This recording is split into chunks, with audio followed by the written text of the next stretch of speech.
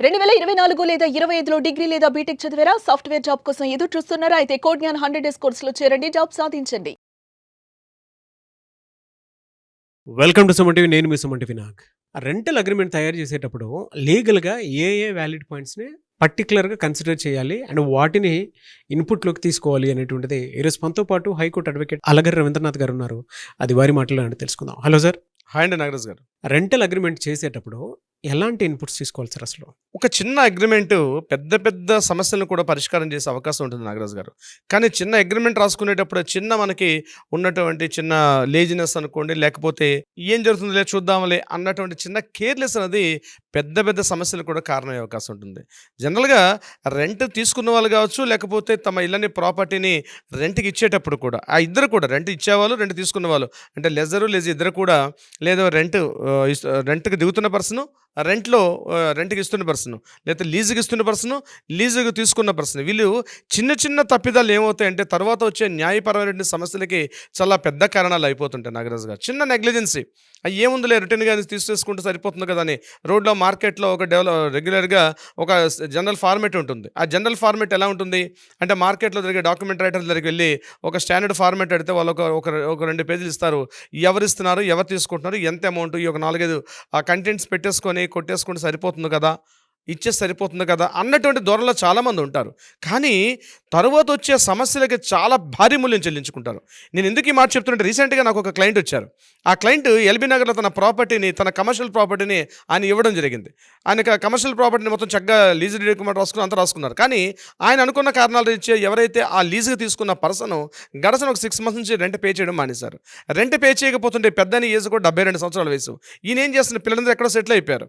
ఆయన ఆ property rent ఇవ్వమని చెప్పి అడిగితే ఒక 2 బౌన్సర్స్ని పెట్టాయన అక్కడ, ఇంకొకసారి ఈ ప్రాంతానికి నా ఇష్టం వచ్చినప్పుడు రెంట్ ఇస్తాను, నువ్వు మళ్ళీ ఈ పరిస్థితులకు రావద్దు, బయటకు నడని చెప్పి ఆయన దబాయింపుగా కొంత దాదాగిరి చేసి ఆ ఓనర్ని బయటకు నెట్టేసేవాడు. అయితే రెంట్ కూడా బారేసుకున్నారు, అగ్రిమెంట్ కూడా బాగానే ఉంది. కానీ ఆ రెంట్కి దిగిన పర్సన్ మాత్రం అతను దాదాగిరి చేసి ఏం చేసుకుంటూ చేసుకో, నా దగ్గర డబ్బులు లేదు, ఇచ్చినప్పుడు ఇస్తా అని చెప్పి ఆయన్ని కాస్త ఒక 7-8 నెలల నుంచి ఇబ్బంది పెడతా ఉన్నాడు. అలా అని చెప్పి పోలీస్ స్టేషన్కి వెళ్ళి కంప్లైంట్ చేద్దామంటే ఇది సివిల్ మ్యాటర్ అండి, మేము ఇంటర్ఫియర్ కాకూడదని చెప్పి పోలీసులు కూడా కేసు ఫైల్ చేయడం అవకాశం లేదు. అయితే ఆయన ఒక అడ్వకేట్ దగ్గరికి వెళ్ళారు, లీగల్ నోటీస్ పంపిస్తామంటే ఆ అడ్వకేట్ ఒక లీగల్ నోటీస్ పంపిస్తే ఆ లీగల్ నోటీస్ కూడా బుట్ట దాఖలు చేసి పడేసాడు ఆయన.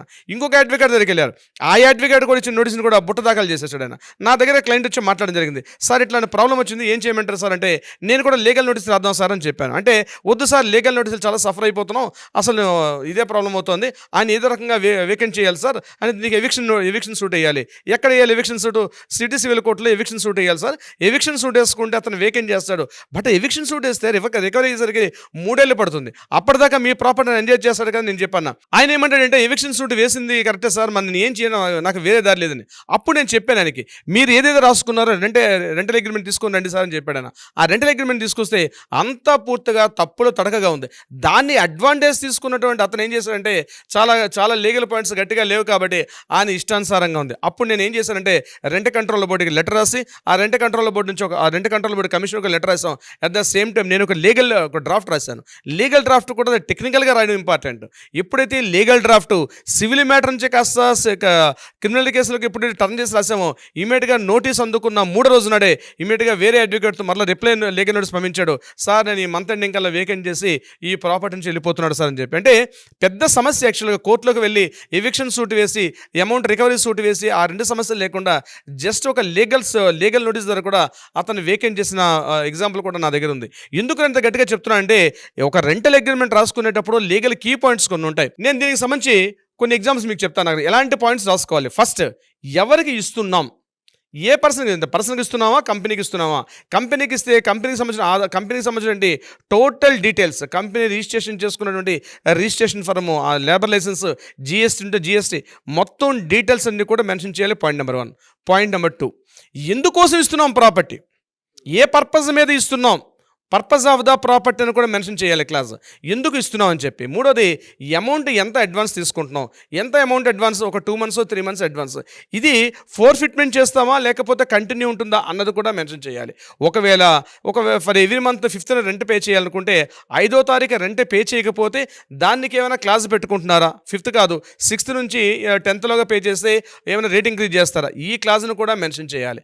ఇది కాకుండా ప్రాపర్టీ ఇచ్చేటప్పుడు మీరు ఆ ప్రాపర్టీలో చాలామంది మర్చిపోతారు, చేస్తారు. ఆ ఇంట్లో కొన్ని టేబుల్స్ ఉంటాయి, కొన్ని లైట్స్ ఉంటాయి, కొన్ని ఫ్యాన్స్ ఉంటాయి, వాష్రూమ్స్లో గీజర్స్ కూడా కొన్ని సందర్భాలు పెడతారు, కొన్ని ప్రాపర్టీస్లో ఏసీలు కూడా అలానే వదిలేసి ఇచ్చేస్తారు. అటువంటి సందర్భాలు ఈచ్ అండ్ ఎవ్రీ కూడా అది చూడడానికి అసలు సిలీగా అనిపించేటప్పటికి హాస్యాస్పదంగా ఉన్నప్పుడు కూడా పెద్దవాళ్ళకి మేము చెప్తాం అదే, ప్రతిదీ రాసుకోండి. ఎన్ని లైట్స్ ఇచ్చారు, ఎన్ని టేబుల్ ఫ్యాన్స్, ఎన్ని సీలింగ్ ఫ్యాన్స్ ఉన్నాయి, ఎన్ని గీజర్స్ ఉన్నాయి, ఎన్ని రకాల అసలు స్క్వేర్ ఫీట్కి ఎంత వాడుతున్నాం, మీరు ఇస్తున్న ప్రాపర్టీలు ఏ ప్రాపర్టీ చేస్తున్నాం అన్నీ టోటల్గా కూడా మెన్షన్ చేసుకోవాల్సి వస్తుంది. ఇంకోసారి చాలా మంచి ఏంటి మిస్టేక్ అంటే తీసేసుకుంటారో పవర్ బిల్ పే చేస్తారు. ఈ రోజు ఆయనకి హ్యాండ్ ఓవర్ చేసేసరికి ఆ పవర్ రీడింగ్ బిల్ ఎంత ఉంది, పవర్ రీడింగ్ ఎంత ఉంది, ఆ రీడింగ్ని కూడా నోట్ చేయాల్సి వస్తుంది. ఎందుకంటే ఆ రోజు నుంచి కూడా పవర్ బిల్ ఆయన మెయింటైన్ చేయాలి కాబట్టి. అంటే కీసీ హ్యాండ్ ఓవర్ చేసేసరికల్లా ప్రీవియస్ ఎరియర్స్ అన్నీ కూడా ఓనరే క్లియర్ చేసి ఉంటారు కాబట్టి ఆ రోజు వరకు ఎంత రీడింగ్ ఉందో ఆ రీడింగ్ కూడా అప్డేట్ చేయాల్సిన పరిస్థితి కూడా ఉంటుంది. ఇది చాలామంది నెగ్లెజెన్స్ చేస్తారు. ఇకపోతే మెయింటెనెన్స్ ఎవరు ఇవ్వాలి అంటే వాటర్ మెయింటెనెన్స్ ఎవరు, కామన్ కారిడార్లో లైటింగ్ ఎవరు చూడాలి, లిఫ్ట్ ఉంటే లిఫ్ట్ మెయింటెనెన్స్ ఎవరు చూడాలి, కింద జనరేటర్ పనిచేస్తే జనరేటర్ యొక్క మెయింటెనెన్స్ ఎవరు పే చేయాలి, లేకపోతే కామన్గా ఉన్నటువంటి 4-5 పోర్షన్స్ ఉంటాయి, ఎవరెవరు ఎంత షేర్ చేసుకోవాలి, దాంట్లో ఓనర్ పే చేయాలా లేకపోతే ఇది ఇతను పే చేస్తాడా, ఆ అమౌంట్ కూడా క్లియర్గా మెన్షన్ చేసుకోవాలి.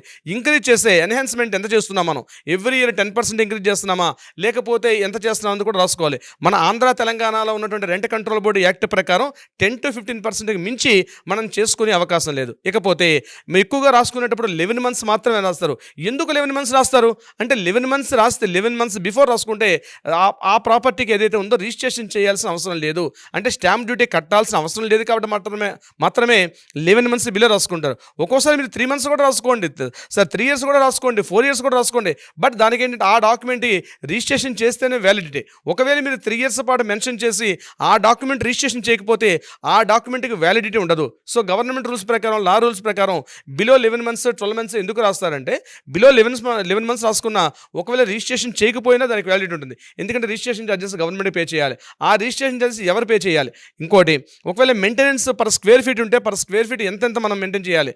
ఇలా లీగల్ పాయింట్స్ అనేవి థరోగా కంప్లీట్గా ఉంటాయి. కొన్ని సందర్భాల్లో ఆ ప్రాపర్టీ కమర్షియల్ ప్రాపర్టీ అయితే ఇంతకుముందు ప్రాపర్టీ ట్యాక్స్ కొంతమంది ఓనర్స్ ఏం చేస్తారంటే ఆ ప్రాపర్టీ మేము మీకు హ్యాండ్ ఓవర్ చేస్తాం కాబట్టి రెంట్తో పాటు పవర్ బిల్తో పాటు maintenance at the same time అక్కడ ఆ ప్రాపర్టీకి మేము చేస్తున్న ప్రాపర్టీ ట్యాక్స్ కూడా టెనెంట్సే పే చేయాలని చెప్పి కూడా ఒక క్లాజ్ రాసుకుంటారు. ఆ ప్రాపర్టీ ట్యాక్స్ ఓనర్ పే చేస్తాడా లేకపోతే టెనెంట్ పే చేస్తాడా, ఈ పాయింట్స్ కూడా క్లియర్గా రాసుకోవాల్సి వస్తుంది. అంటే ఒక డాక్యుమెంట్ క్లియర్ కంపోజింగ్ తోటి క్లియర్ ఇష్యూస్ రాసుకోవాలి.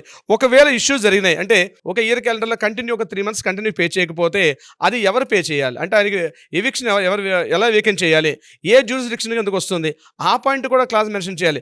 ఇలా ఈచ్ అండ్ ఎవ్రీ పాయింట్ అంటే ఒక ప్రాపర్టీని మనం ఇస్తునేటప్పుడు ఎలా ఇవ్వాలంటే లీగల్గా కొన్ని పాయింట్స్. చాలామంది ఏమనుకుంటారంటే ఓనర్ నా దగ్గరకు చెడతారు, సార్ మొత్తం నాకు సపోర్ట్గా రాసేయండి సార్ నాకు కావాల్సినట్టుగా అని కొంతమంది అంటారు. కొంతమంది రెంట్కి తీసుకున్న వాళ్ళు వస్తారు, సార్ మేము ఓనర్తో రెంట్ తీసుకుంటున్నాం సార్ ఒక అగ్రిమెంట్ రాయండి సార్ అంటారు. సార్ ఓనర్ కాకుండా నేను టెనెంట్ కాబట్టి నాకు కొన్ని రైట్స్ ఉంటాయి, నా సపోర్టింగ్ పాయింట్స్ రాయమంటారు. గుర్తుపెట్టుకోండి, మీకు సపోర్ట్గా లేకపోతే ఇచ్చే వాళ్ళకి సపోర్ట్గా తీసుకున్న వాళ్ళకి సపోర్ట్గా చట్టం ఉండదు. చట్టం ఇద్దరికీ సామరస్యపూర్వకంగా ఉంటుంది. సో లీగల్ పాయింట్స్ చాలా ఇంపార్టెంట్. అక్కడ దానికి తగ్గట్టుగా ఉంటేనే లీగల్ వ్యాలిడిటీ ఉంటుంది తప్పించి ఏదో నేను ఇస్తున్నాను కాబట్టి నాకు సపోర్ట్గా మొత్తం రాసుకుంటే ఆ డాక్యుమెంట్ చెల్లదు.